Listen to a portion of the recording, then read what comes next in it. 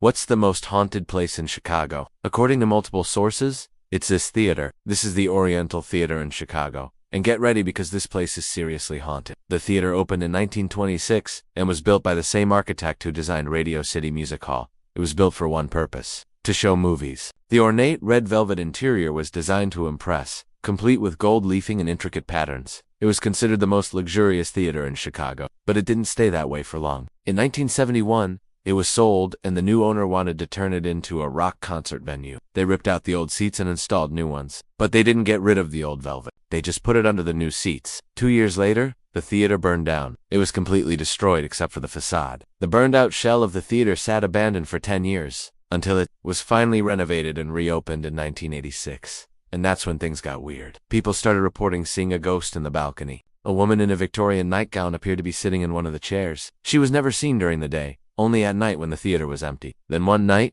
an usher reported seeing the ghost of a little girl in a Victorian nightgown. She wasn't alone. She was with the ghost of a man and what appeared to be their 2 cats. The ghost family would walk up and down the aisles, then disappear.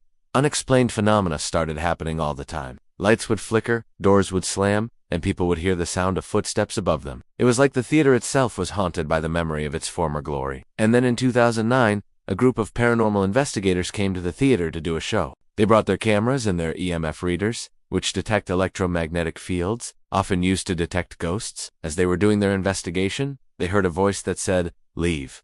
Then the lights went out. When they turned their flashlights on, they saw the face of a little girl staring directly at them. When they investigated further, they learned that the theater had not one ghost, but at least 6. The ghost of a young boy named Bobby is said to haunt the basement. He was the son of one of the theater's original owners. He died in the 1920s after falling down a flight of stairs. Then there's the ghost of an usher who died in the fire in 1973.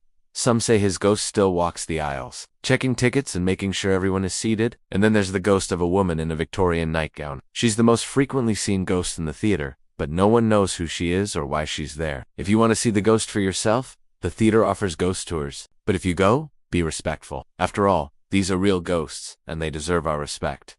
Thanks for watching.